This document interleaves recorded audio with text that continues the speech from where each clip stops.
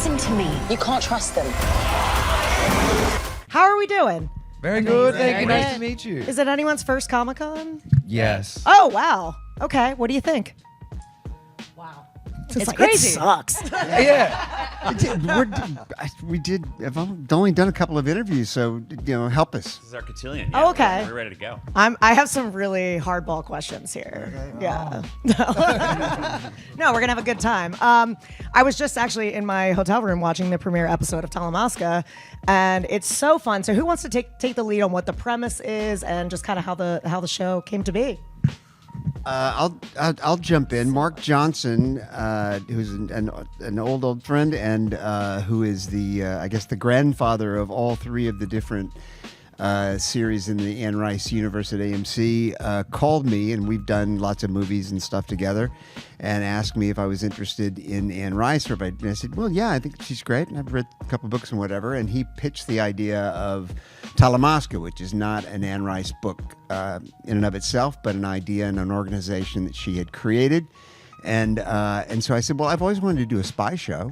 So, if we throw some vampires and witches in, that'd be cool too. And here we are. Yeah. So it's not a novel. So how creatively flexing was that for you to just kind of be able to dive into this world, not have to adapt kind of one for one? It was great to have almost like a backstop of Anne Rice, and having created the organization and given some tenets and some kind of ideas about what they do and who they are, and some characters. But just just to be able to freelance and think. I mean, I look at this now and think I can remember sitting at the kitchen table and coming up with you and you and you and you, and those are all original characters. Yeah.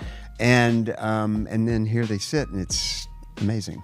Well, since we're meeting these characters for the first time, I'd kind of love to go around and just hear who they are and what excited you most about joining the show. We'll start down here. Yeah, so I play Olive, and she is this master spy. She's so brilliant and wants to make sure that brilliance does not go wasted.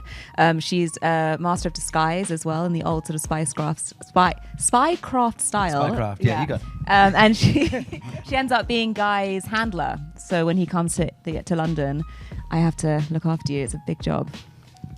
And handle me, you do. And I was going to say, how do you like being handled? Yeah. No, but it is. Yeah, it is a crazy couple of. Yeah, we have a crazy storyline, you and I. And it's exciting. It's really exciting. I play Guy Anatole in the show. My name's Nicholas, and Thank you. I'm stuck in character. I'm Nicholas.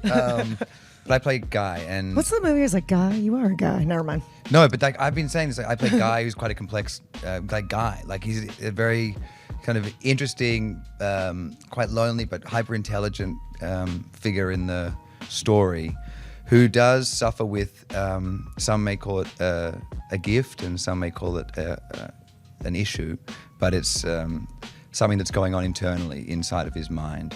And he believes that it could be sort of a mental illness or something, but actually it comes to be that the Talamasca has been tracking him, and it makes clear that what's been going on inside of his mind is actually a mind-reading capability. That's cool too, because I think a lot of people will see themselves when you're just oh, I'm different, I'm unique, and then you realize it's a superpower in your life. Yeah, and I think it's a really liberating. It lets people go okay, this can be a gift, and we can kind of use this to our advantages. And Guy does do that against all odds and adversity that he's faced with the Talamasca, who have more or less groomed him from day dot.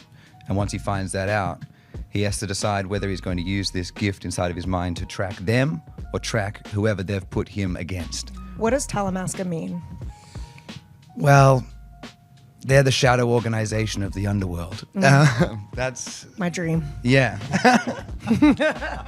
But it does have a Latin root. Yeah. Is it animal yes. face? I think it is Animal explained in the mask. first episode. It's like animal masks. Yeah. Sexy.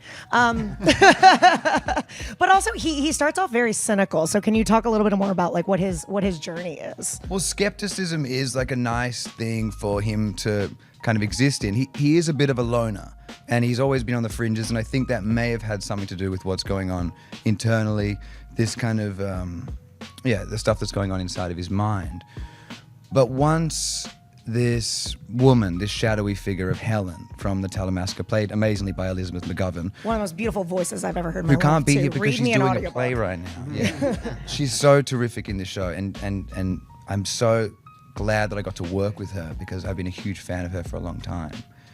But this figure, of Helen, who shows up and says that your whole life's been a lie, we've been tracking you, it kind of plays nicely for him because he can have that standoffish kind of skepticism about it all. But she really does put the hard word on and say, no, I've got your number and I know everything about you. And she makes it very clear in that first episode when you see this letter that she's got. It's heartbreaking and amazing. Yeah.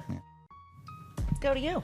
My character is so unlike Guy, she is very familiar with the supernatural world, but she's a recluse, so she doesn't trust it, and so that's why she lives with the coven that she does, because it keeps itself to itself. So if she could have it her way, she would stay below the radar, but the plot happens and she gets sucked in. Plot, story, Yes. characters. William, let's go to you. We start off with the most beautiful blue eyes I've ever seen. Thank you. I'm a background extra. I have no idea why I'm here, and I'm so glad they invited What me. the hell are you doing here? Exactly. I'm at Comic-Con with this. I played a character named Jasper, who's it's just been so much fun, and he's very driven by a bit of a life mission to right or wrong, he feels, and then through his journeys, he comes in contact with this young guy here, and life gets really good, and then it gets, well, we don't know where it goes from there, but had a great time working on it. What appealed to you most about the script or the story when it was brought to you? The characters and what is happening in their lives, not necessarily the Anne Rice elements of it, which make it very exciting, and that's why this show is made. But it's the things that happen in the background of all of these people that gives it the sort of depth that, for me personally, I didn't need to see anything spooky going on. I was really driven and drawn into, who these people were and how they ended up at this place. And when you anchor all of that, when you anchor characters, you can do anything, and it can be riveting. And I do believe that's what we shot. Yeah. What is the connection with the Anne Rice verse? So Let's pretend the panel already happened. Yeah. So the Talamasca does show up in, as John said, in some of Anne Rice's books, and it shows up a little bit in Mayfair Witches. But the way that you see it in Mayfair, it's just New Orleans and a little bit of Amsterdam. And I think what John's idea was from the start, and what we have explored in season 1 is, okay, you got a little taste of that thing.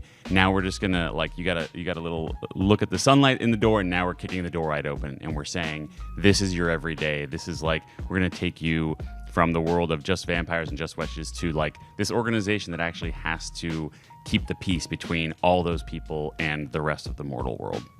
And so, is there any opportunity for crossover? 100%. Yeah, there is.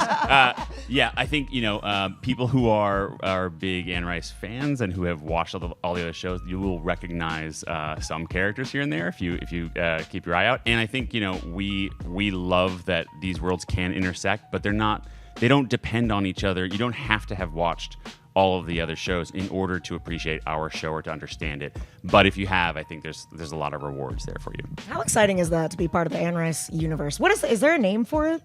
The Immortal Riceverse? universe. The Immortal? Oh, okay, not the Riceverse. That's bad. That's good. We can workshop that. That's good. But honestly, Anne Rice has kind of dominated Comic-Con the last few years. I feel like it's not a Comic-Con without Anne Rice. We're happy to be here. It's all over the things. It's wrapped up every building exactly. in San Diego.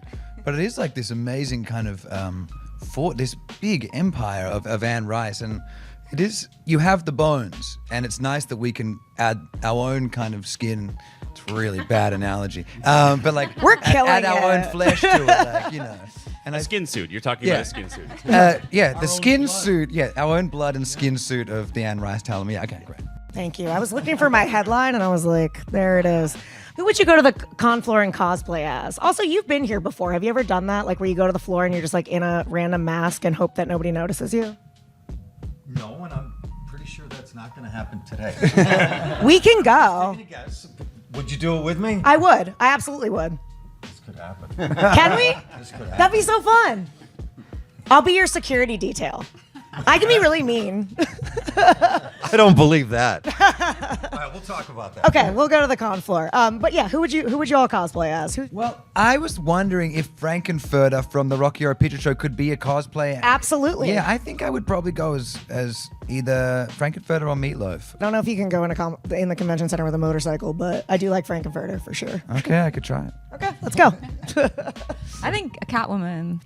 I just would love that. I love that slick kind of. I don't know what it feels like. I feel like it'd be so uncomfortable, but it would look so great. I have to say, you would make an amazing Catwoman, like in general. Thank you very much. Yeah. Let's make it happen. Yeah, let's make that happen. Good crossover. Talamasca I'm turns Catwoman. pitching ideas today. I used to go as a character from Harry Potter every year for Halloween, and like I don't know whether that makes the cut for Comic-Con. Like but, different characters or just it the was always- same one every time? It was always Hermione Granger. Oh, okay. I think you were going to say Hagrid or something. I was like, obsessed. really. I would like tie my hair in braids for like days and not wash it. It was actually kind of disgusting because like we didn't have a curler. And then my hair would be frizzy for the day, and I'd be like, I have curly hair, and I'm Hermione. You know, back in the day was a wild time. I used to like straighten my hair with an iron. Did you ever do that? Yeah, like your friend would do it for you. It's wild, The wild hot comb. west. We used to do it with a hot comb. So you literally get a steel comb. It's like very Caribbean, and you leave it on the open flame until Yeah. it's literally like not red hot, but till it's smoking, and you comb it through, and that's how you straighten your hair. Yeah. So if you move or anything, you get singed scalp. Yeah. Really? Yeah, yeah. We go through a lot. Yeah. Mark, who would you cosplay as? Oh God. As God? I don't know. I think I would do God. I think it's God. That's amazing. Yeah. You know what? I would. It's a layup, but I would go as Lestat because I've seen some of the stuff from interview season 3, and when you've got like a rock star, it's like he's pretty fucking. Cool. I'm talking to them later. Do you have any message or question for them that you want me to relay? No, because I feel like if I say anything, then I'll probably violate all the plot that's under wraps. So I no. Okay, great. William, who you cosplaying as? I'll be with William on the sidelines watching everyone else cosplay. We're going to the con floor, guys. We're going to the con floor. Well, yeah, this has been so awesome. Any final thoughts before I let you go to the more boring interviews?